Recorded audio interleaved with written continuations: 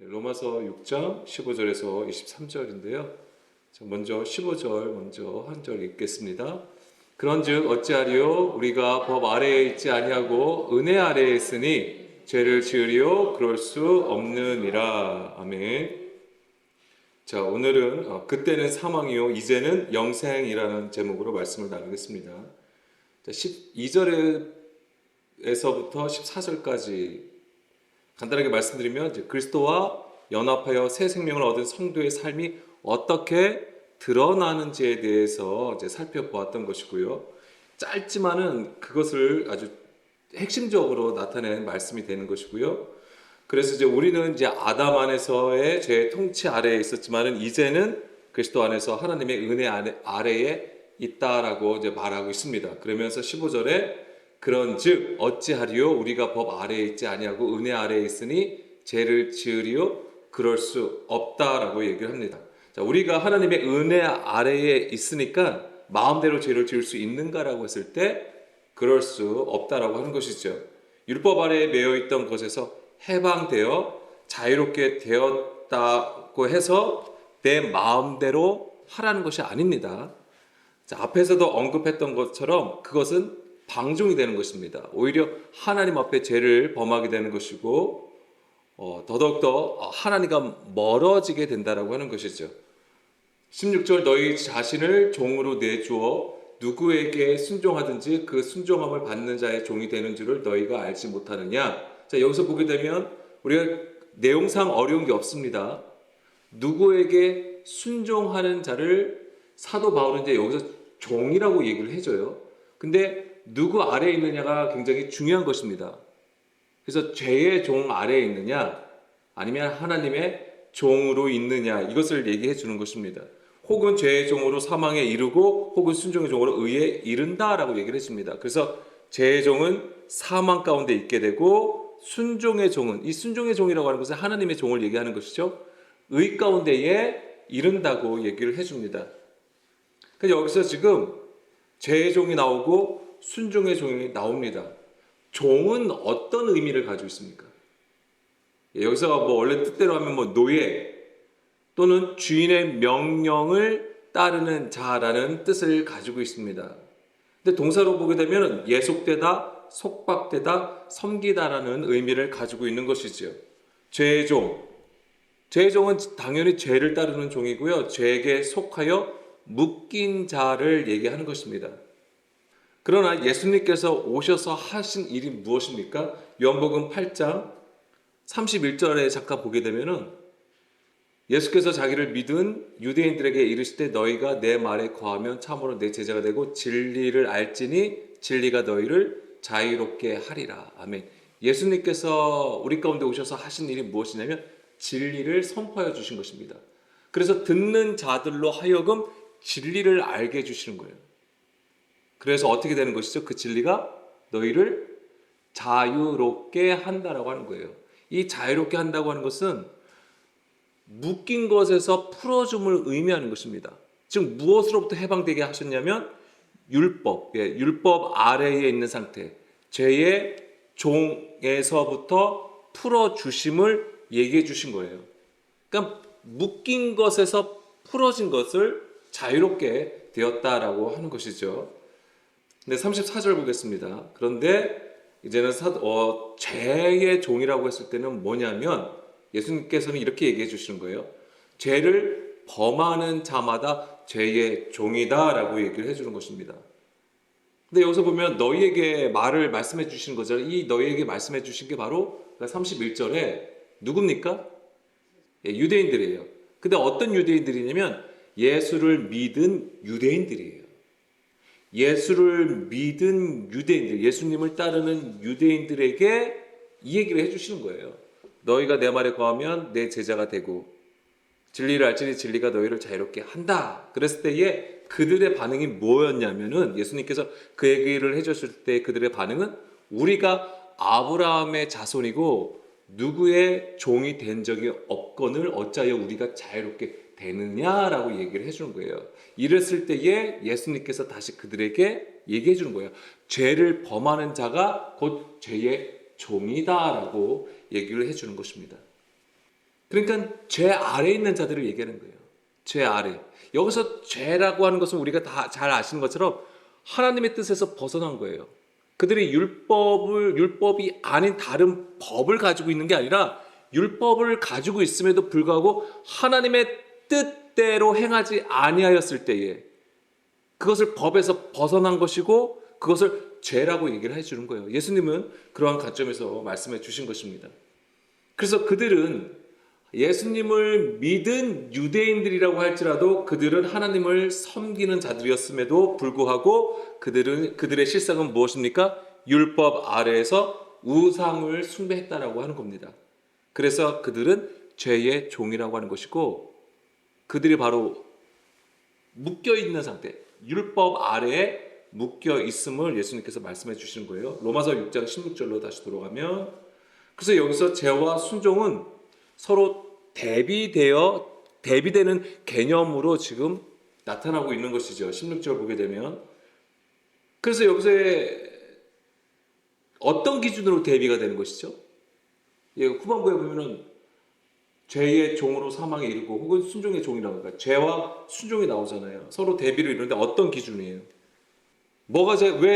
왜 죄로 판명이 되고 왜 순종으로 판명이 됩니까? 그 기준이 있을 거 아니에요. 그 법이 뭐예요? 말씀이라고 하는 거예요. 그래서 하나님의 말씀을 들음과 듣지 않음을 얘기하는 거예요.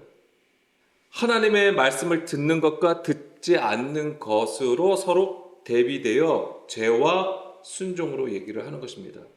그리스도 안에 있음으로 무엇이 되는 것이죠? 순종의 종이 된다라고 하는 것이고 의 안에 거하게 되는 것입니다. 그런데 그렇지 않으면 죄의 종이 된다라고 하는 것이죠. 여기서 순종함이 나오잖아요. 순종이 나오는데 이 순종의 히파코스라는 단어예요. 이게 히파코우. 이게 원래 무슨 뜻이냐면 경청이란 뜻이에요. 경청, 복종이란 뜻을 가지고 있어요. 그러니까 이 순종이란 건 무엇입니까? 들음을 얘기하는 거예요. 들음을 얘기하는 것입니다. 그러니까 우리가 성경에서 보게 되면 듣는 것이 순종이고 그것이 곧 믿음이에요. 그래서 종이 되어 주의 깊게 듣는 것으로 그 명령이나 건의에 유의하는 것, 따르는 의미를 가지고 있는 것이 바로 순종이라고 하는 것입니다. 다시 말씀을 드리면은 그리스도의 말씀을 듣지 않는 것이 죄가 되는 거예요. 그들이 어떤 율법을 지키지 않음으로써가 죄냐 아니냐를 떠나서 그것을 넘어서 하나님의 뜻을 깨닫지 못하는 것 자체가 이제 죄가 되는 것이죠. 반대로 그리스도의 말씀을 듣는다고 하는 것은 그냥 예수님이 앞에 계시고 예수님이 이러면 좋겠다 저러면 좋겠다 그러면 그걸 행했을 때 예수님의 말씀을 들었다는 얘기가 아니고 어떤 대상자가 있어서 그의 말을 들었다를 얘기하는 게 아니고 예수님의 말씀을 들었다고 하는 것은 예수님은 아버지로부터 말씀을 가지고 오신 거잖아요.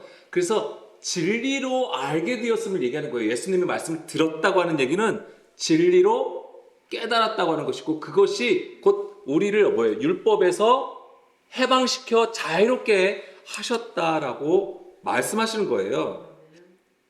그래서 이 진리로 자유함을 얻었다고 하는 것은 우리가 묶임 없이 그냥 헐헐 날아가는 거나 자유롭게 다니는 것을 얘기하는 게 아니고 진리로 자유함을 얻었다고 하는 것은 곧 순종의 종이 되었다라고 하는 얘기예요.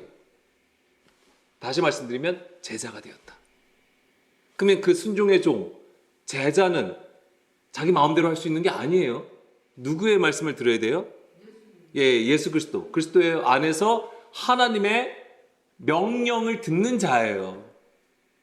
그래서 하나님의 영을 받은 자로서 성령의 가르침을 따라가는 자를 얘기하는 거예요. 그게 진리로 자유롭게 되었다고 하는 얘기예요. 우리가 생각하는 것은 이제는 내가 묶인 것에서 이제 해방되고 자유롭게 뭔가 나 하고 싶은 거대로 해야지. 그런 말이 아닌 것이죠. 자, 로마서 6장 17절 18절 말씀 하나님께 감사하리로다 너희가 본래 죄의 종이더니 너희에게 준하여 준 바 교훈의 본을 마음으로 순종하여 죄로부터 해방되어 의에게 종이 되었느니라. 아멘. 계속해서 이제 반복해서 얘기를 해주고 있습니다. 너희에게 전하여 준 교훈의 본이란 무엇을 얘기하는 것이죠? 복음을 얘기하는 거예요. 네, 예수님의 말씀, 복음을 얘기하는 거예요. 복음, 기쁜 소식을 얘기하는 거예요. 좀 더 정확하게 말씀드리면 바로 예수님의 십자가의 죽음과 부활에 관한 얘기입니다. 그래서 교훈의 본이라고 하는 것은 바로 이 복음을 얘기하는 것이죠. 그래서 그 복음을 듣고 마음으로 순종함으로 어떻게 되는 거예요? 죄로부터 해방된다라고 하는 것입니다. 여기서 순종이 나오잖아요. 그러니까 이 순종은 뭐예요? 온전한 들음을 얘기하는 거예요. 여기서의 순종은 그냥 명령한 거를 지켰냐 지키지 않았느냐로 판가름하는 기준이 아니라 온전한 들음이라고 하는 것입니다. 그랬을 때 바로 죄로부터 해방이 되는 것이죠.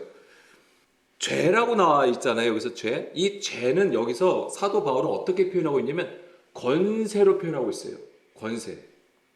그래서 죄의 권세로부터, 그래서 뭐냐면 거기서 해방됐다고 하는 거예요. 그 묶음이라고 하는 거죠.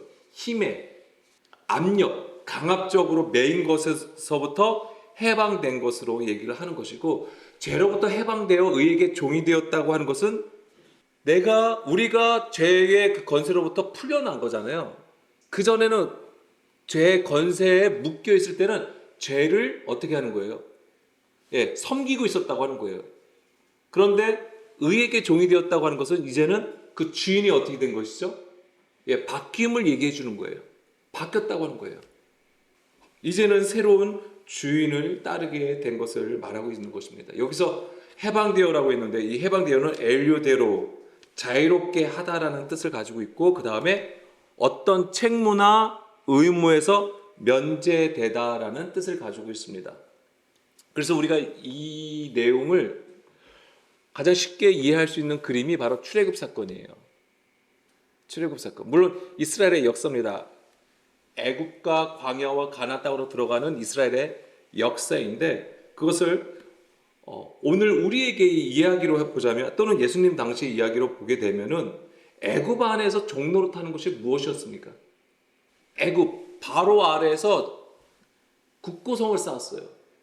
거기서 엄청난 노동을 했단 말이에요. 벽돌 긋기부터 시작해가지고 또 여러 가지 농사일, 그리고 국고성을 쌓았습니다. 그 모든 것들이 다 무엇을 얘기하냐면 하나님을 섬기는 일이라고 하는 것입니다.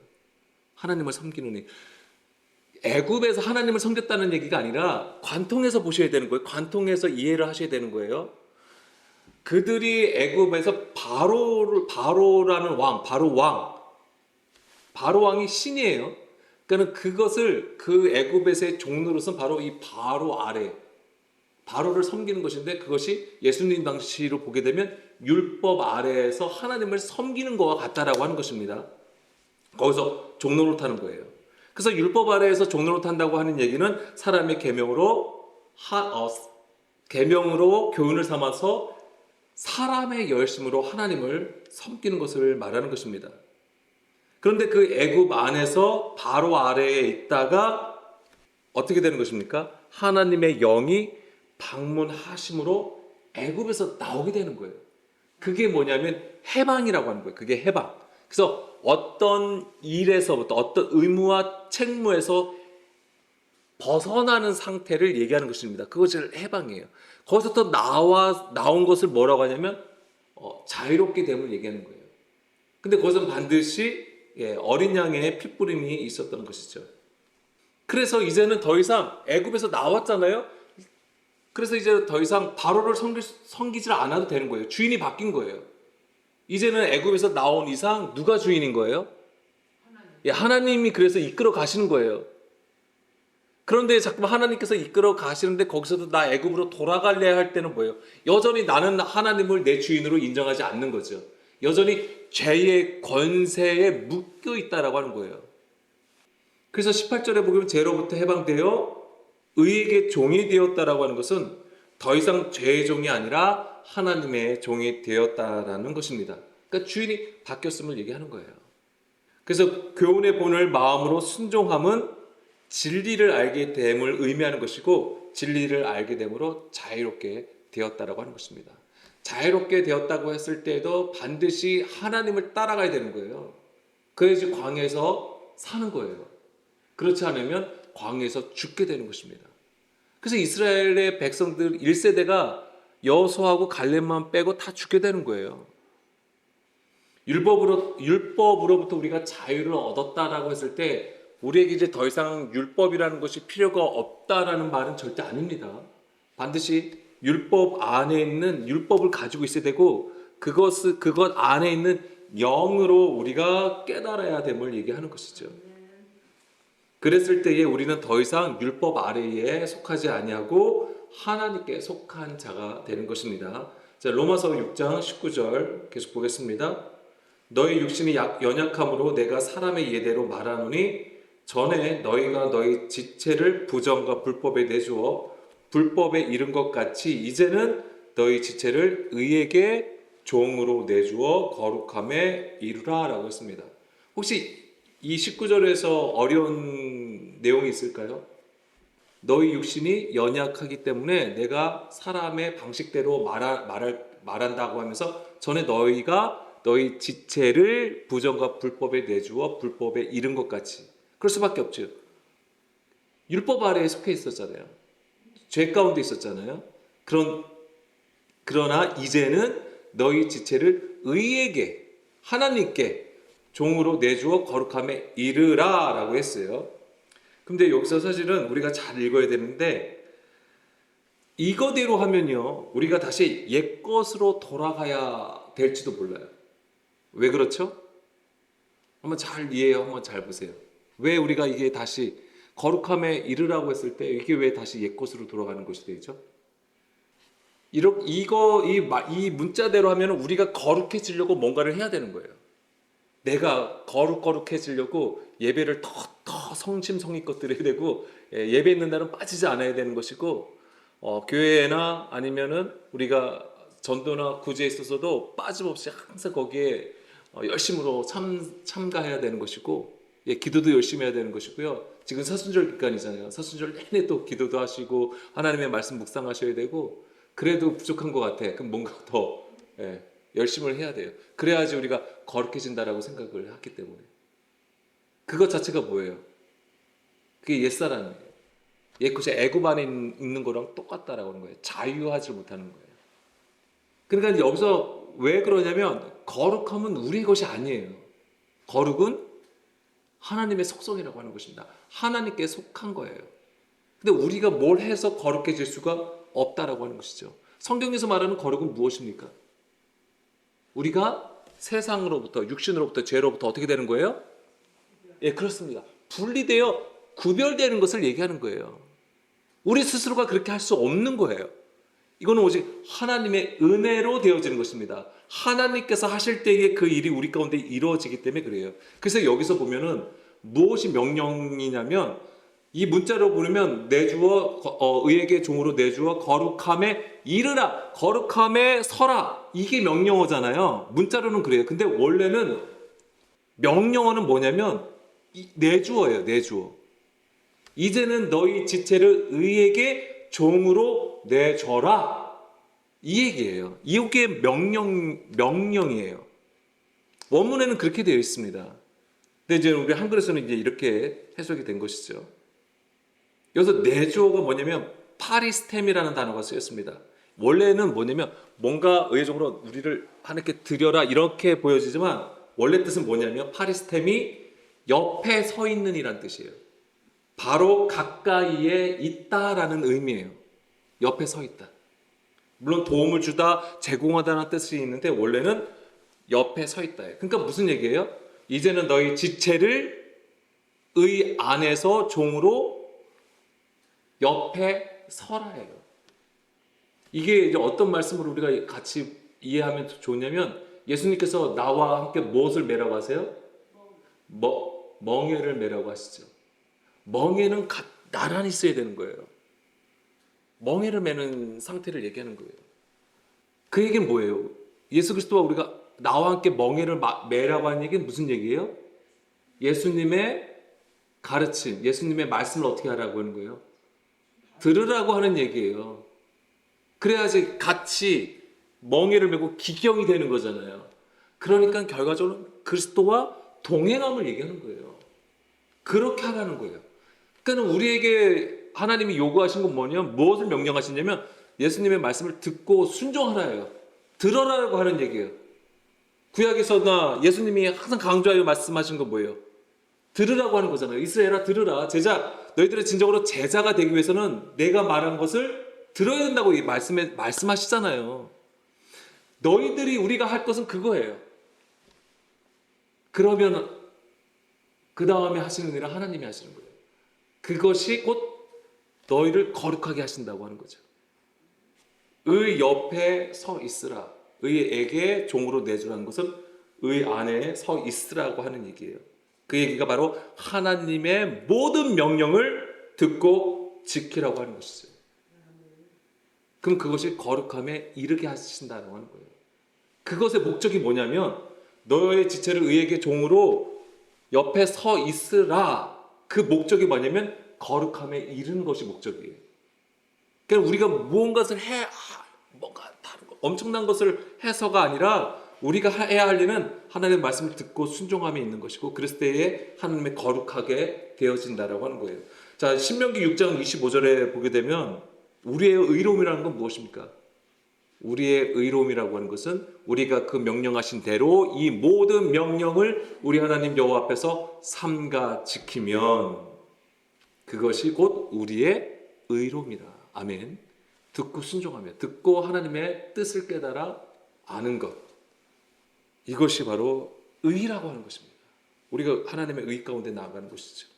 진정으로 그리스도와 연합함을 얘기하는 거예요. 그랬을 때에 이제는 더 이상 우리가 죄 아래에 있는 것이 아니라 그리스도 안에 있게 되는 것이고, 그리스도 안에 있다고 하는 얘기는 곧 우리 안에 무엇이 있다? 생명이 있다라고 하는 것입니다. 로마서 6장 20절이에요. 너희 지체를 의에게 종으로 내주어 거룩함에 이르라. 너희가 죄의 종이 되었을 때에는 의에 대하여 자유로웠다라고 얘기를 하고 있습니다.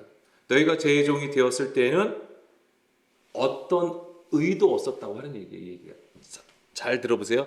너희가 죄의 종이 되었을 때에는 의에 대하여 자유로웠다고 하는 얘기예요. 죄의 종이 되었을 때는 너희가 어떤 상태냐면 정말 의에 대해, 이게 정말 그냥 좋게 표현한 거지 뭐냐면 너희들은 아무런 의도가 없었다고 하는 얘기예요. 이 얘기가 전혀 몰랐다. 예, 의가 너희들은 어떤 의도 없었다고 하는 얘기예요. 근데 사실 이거 받고 사실은 충격을 받아야 되는 거예요. 왜냐면 우리가 하나님을 열심히 섬기고 있잖아요.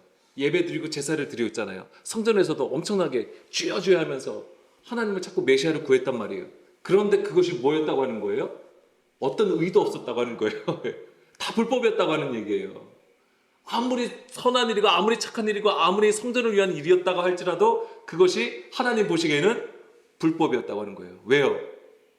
하나님과 상관없는 일이었기 때문에, 사람의 계명을 따라서 사람의 열심으로 행한 일이었기 때문에 그것이 어떤 의를 나타낼 수 없었다고 하는 것입니다. 성경에서 의를 나타내면 무엇입니까? 하나밖에 없어요. 예, 죽는 거, 십자가밖에 없어요. 우리의 죽음도 뭐냐면 우리가 그냥 아무렇게 하다가 죽는 걸 얘기하는 게 아니에요. 십자가, 그리스도와 함께 십자가에 죽었을 때를 얘기하는 것입니다. 그랬을 때에 어떤 사건이 일어나냐면 분리된다고 하는 거예요. 세상으로부터, 육신으로부터 분리되어서 하나님 앞에 선다라고 하는 것입니다. 그게 거룩함에 이르게 되는 거예요. 그걸 얘기하고 있는 것입니다. 사도 바울은. 너희가 죄의 종이 되었을 때는 어떤 의도 없다. 왜냐하면 우리가 보기에 아무리 선한 일처럼 보여도 하나님의 뜻과 상관이 없으면 그것은 의가 아니라 불법이었기 때문에 그런 것이고요. 21절에 너희가 그때에 무슨 열매를 얻었느냐? 이제는 너희가 그 일을 부끄러워하나니 이는 그 마지막이 사망임이라. 아멘. 자, 여기서 보게 되면 그때에 무슨 열매를 얻었느냐. 여기서 그때는 어느 때를 얘기할까요? 예, 그렇습니다. 죄의 종이 되었을 때. 바로 그 20절에 예, 잠깐 위에 거 다시 보여주세요. 위에 거에 너희가 죄의 종이 되었을 때. 이 때를 얘기하는 거예요. 죄의 종이 되었을 때 너희가 얻은 열매가 뭐냐 이거죠. 무엇입니까? 죄의 종이 되었을 때 얻는 열매. 여기 있잖아요, 밑에. 그 마지막은 사망이다. 사망의 열매라고 하는 거예요. 정말 우리가 이제 물리적으로 육체적으로 죽는 걸 이걸 생각하시면 안 돼요. 물론 그것도 죽음이지만은 여기서 보는 건 사망의 열매라고 하는 거예요. 죄 아래에 있는 상태, 율법 아래에 있는 상태, 그걸 얘기하는 것입니다. 그러니까 아무리 뭘 해도 좋은 열매를 얻을 수가 없음을 얘기하는 거예요. 가시나무가 좋은 열매를 얻을 수 있어요? 포도를 얻을 수 있어요? 그렇지 않다고 하는 거예요. 생명나무는 무엇은 열매를 냅니까? 예, 생명과 선악을 알게 하는 나무는요. 예, 선악과를 얻게 되는 거예요. 선악을 알게 하는 나무는 생명과를 낼 수가 없다라고 하는 것입니다. 그러니까 죄의 종 되었을 때는 그럼 어느 상태에 있음을 얘기하는 거예요? 선악을 알게 하는 나무 아래에 있음을 얘기하는 거예요. 율법 아래, 사람의 가르침 아래에 있음을 얘기하는 거예요. 거기서 아무리 뭔가 대단한 걸 하더라도 그 열매는 무엇이다? 사망이 된다라고 하는 것입니다. 그러니까 죄의 종이 되었을 때라고 하는 것은 율법 아래에 있는 상태를 얘기하는 것이고 사람의 계명을 받음을 얘기하는 것입니다. 반대로요. 생명나무 열매는 무엇입니까? 네, 생명이죠. 생명나무의 열매. 그래서 22절에 그러나 이제는 너희가 죄로부터 해방되고 하나님께 종이 되어 거룩함에 이르는 열매를 맺었으니 그 마지막은 영생이라. 아멘. 예, 생명나무의 열매는 영생이 되는 것입니다. 근데 여기서 보겠어요. 21절하고 보겠습니다. 21절. 예, 여기서 보세요. 너희가 그때는 무슨 열매? 그때가 아까 죄 종 되었을 때잖아요. 그러면서 그때는 이제 뭐냐? 과거예요. 예, 예전에는 그랬단 얘기예요. 그런데 이제는 22절에서는 뭐예요? 이제는이에요. 이제는. 그래서 이제는 뭐가 됩니까? 역전이 되는 거예요. 이제는 너희가 어떻게 된 거예요? 죄로부터 해방되고 하나님의 종이 되었다. 죄의 종이 아닌 하나님의 종이 되어서 거룩함에 이르는 열매를 맺었으니. 아까 제가 명령을 얘기했죠. 내주어를 그게 명령어라고 했잖아요. 하나님 안에서 너가 하나님 옆에 서라. 목적이 뭐라고 했어요? 거룩함에 이르기 위해서라고 했잖아요. 바로 이제 그거의 연장으로 우리가 이해할 수 있는 것이죠. 이제는 너희가 죄로부터 해방되고 하나님께 종이 되어 거룩함에 이르는 열매를 맺었으니 그 마지막은 무엇이다? 영생이다 라고 하는 것입니다. 그러니까 죄로부터 해방됨이 있어야 돼요. 그렇게 되면 하나님 안에 거하게 된다고 하는 것입니다. 하나님께 거하게 된 것이 바로 거룩하게 구별됨을 얘기하는 거예요. 우리가 세상 가운데 있습니다. 어둠 가운데 있어요. 빛을 비춰주세요. 그러면 그 빛이 어떻게 되는 거예요? 무슨 일을 합니까? 빛과 어둠을 나눈다라고 하는 것입니다. 거기서부터 이끌어내시는 거예요. 이게 바로 출애굽 사건으로 우리가 볼 수 있는 거예요. 그래서 그것으로 오는데 이게 그냥 한순간에 그냥 갑자기 빛의 자녀가 되는 건 아니에요. 이스라엘의 역사를 보게 되면 홍해를 지나야 돼요. 홍해를 지난 것이 반드시 있어야 되는 거예요. 이거는 누구나가 경험을 해야 돼요. 물이 물러가고 마른 땅으로 행함이 있어야 되는 것이고 그렇게 하나님의 완전한 구속함과 부활의 의미를 경험한 자들은 광야 생활을 해야 되는 거예요. 광야 생활. 하나님의 입에서 나오는 모든 말씀으로 살아감이 있어야 되는 거예요. 그 여정이 뭐라고 예전부터 말씀드렸냐면 그것이 바로 부활의 삶이라고 말씀드렸어요. 광야이기 때문에 어떻게 그것이 천국이 되느냐? 그것을 얘기하는 게 아니에요. 상황과 환경으로 얘기하지 않습니다. 천국은, 부활의 삶은 우리 안에 누가 계시느냐에 따라서 그 얘기가 나오는 거예요. 우리 안에 누가 계실 때에 하나님께서 계실 때에 그것이 천국이 되는 것이고 부활의 삶이라고 하는 거예요. 환경을 초월하는 것이고 상황을 초월하는 것입니다. 그러한 믿음이 있을 때에 결국은 하나님의 약속의 지경으로 들어간다. 그것이 바로 가나안 땅이라고 하는 것입니다. 이제는 바로 죄로부터 해방되어 하나님 안에 거함으로 생명을 얻은 때를 얘기하는 것이고, 그러니까 그때는 사망이었지만 이제는 무엇이다? 생명이다라고 하는 것입니다. 애굽에서 광야를 지나 가나안 땅에 들어간 것처럼 사망의 존재가 생명의 존재로 바뀐다고 하는 것입니다. 이 얘기는 주인이 바뀌었다고 하는 것이죠. 율법 아래에 있었지만 죄가 그 권세로 장악을 했었지만은 이제 어떻게 되는 거예요? 거기서부터 해방되었잖아요. 그럼 누가 주인인 거예요? 이제 하나님이 주인이 되는 것이고 의 아래에 있게 되는 것입니다. 그런 자가 바로 죄로부터 해방되고 하나님의 종이 됨으로써 이제는 그 생명의 열매를 얻게 되는 것이죠. 거룩함에 이르는 열매를 맺게 되는 것입니다. 자, 거룩함의 열매를 맺는 것은, 자, 생각해 보세요. 거룩함의 열매를 맺는 것은 미래에 이를까요? 그렇습니다. 제일 중요한 거예요. 거룩함에 이른다고 했을 때는 우리는 죽어서 천국을 생각하는 거와 같다라고 하는 거예요. 우리가 생각할 때는 이 얘기로 보자면. 근데 아니에요. 뭐냐면 여기서 실제로도 현재형으로 쓰여 있어요. 그러니까 이 열매를, 거룩함에 이르는 열매, 그래서 우리가 생명의 삶을 살아가는 거는 나중에 우리가 이 땅에서 잘 믿어서 나중에 보장된 삶을 얘기하는 게 아니에요. 미래의 일이 아니라고 하는 것입니다. 지금 우리가 이제 죄로부터 해방되어 하나님의 의 가운데 사는 자들이 누려야 되는 거예요. 이 열매라고 하는 것은. 그래서 열매를 맺음은 현재형으로 쓰여졌습니다. 사도 바울은 그걸 우리에게 정확하게 얘기해 줍니다. 그래서 열매 맺는 삶이라고 하는 것은 현재 우리가 소유하고 누려야 되는 것입니다. 지금 내 상황이 어떻고 내 환경이 어떻고 내 환경이 어떻고 나의 형편이 어떤데 그러면 여전히 계속해서 우리는 애굽에 있는 거예요. 그거는 애굽에서조차 나오질 못한 거예요. 계속해서 뭐예요? 제 아래에 있는 상태를 얘기하는 것입니다. 그래서 이 열매 맺는 삶을 우리가 현재에 소유하고 누릴 때에 하나님께 속하여짐으로 거룩한 자로 세워지게 되는 것입니다.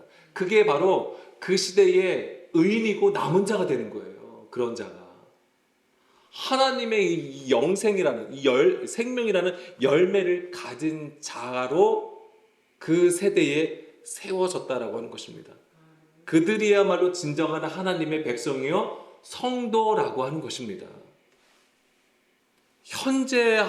우리가 현재 이것을 누린다고 했을 때는 하나님이 뭐 하시는 거예요? 내 안에서 계속해서 일하시는 거예요. 그렇죠. 그게 너무 중요한 거예요. 일하심이에요. 하나님이 내 안에 계심으로써 계속 일하신다. 이게 생명을 낳는 거예요. 그래서 이게 뭐냐면 날마다 내가 죽고 생명을 얻는 거예요. 날마다 내가 죽음으로써 아들을 낳는다라고 하는 것입니다. 날마다. 그래서 사도 바울이 그렇게 고백하는 거예요. 날마다 내가 죽는다. 왜? 그래야지 생명을 얻기 때문에. 그래야지 앞에서 얘기했던 그 얘기가 우리에게 설득력 있게 와닿게 되는 것이죠. 뭡니까? 너희가 은혜 아래 있으면 그 죄를 범할 수 있느냐? 그렇지 않다라고 하는 거예요. 날마다 나를 낮춰야 되기 때문에. 그 일이 있어야지만 우리는 하나님의 은혜를 그제서 그러면 생각할 수 있다는 거예요. 하나님의 은혜. 하나님의 은혜가 아니면 우리는 정말 살 수 없는 존재구나. 이것을 알게 되는 것이죠. 그래서 하나님께서 우리 안에서 날마다 활동하심으로써, 일하심으로써 우리의 생명이 유지가 되는 것입니다. 이게 바로 생명의 본질이에요. 하나님이 우리 안에서 일하신다고 하는 얘기가 되는 겁니다. 하나님께서 우리 안에 거하시고 일하실 때에 우리는 사망으로부터, 육신으로부터, 죄로부터 어떻게 되는 거예요? 분리되어 그리스도를 통하여 그 영생, 부활의 삶을 살게 되는 것입니다. 자, 베드로전서 2장 24절이요. 친히 나무에 달려 그 몸으로 우리 죄를 담당하셨으니 이는 우리로 죄에 대하여 죽고 의에 대하여 살게 하려 하심이라. 예수님께서 십자가에 죽으셨어요. 왜요? 우리로 죄에 대하여 죽고 의에 대하여 살게 하시기 위해서라고 하는 겁니다. 그가 채찍에 맞음으로 너희는 나음을 얻었다라고 했습니다. 자, 예수님께서 죽으신 것은 우리가 이 땅에서 잘 살다가 죽어서 천국으로 이끌어 가시기 위해서가 아니에요. 그래 너희들이 날 믿어. 그럼 내가 나중에 와서 너희들을 다 천국 백성으로 만들어 줄게. 이것 때문에 하신 게 아니에요. 무엇 때문입니까? 현재의 삶 속에서 생명을 누리게 하시기 위해서 예수님께서 십자가에 죽으신 것입니다. 자, 마지막으로 로마서 6장 23절. 그래서 우리가 잘 알고 있는 말씀 중에 하나입니다. 죄의 삭은 사망이요 하나님의 은사는 그리스도 예수와 우리 주 안에 있는 영생이니라. 아멘. 여기서도 사망과 영생이 나오죠. 죄 아래에 있게 되면, 자, 죄의 삭은 사망이요. 죄 아래에 있게 되면 어떻게 됩니까? 엄청난 열심을 가지고 있어도 그것에 대한 대가는, 열매는 무엇입니까? 사망이라고 하는 것입니다.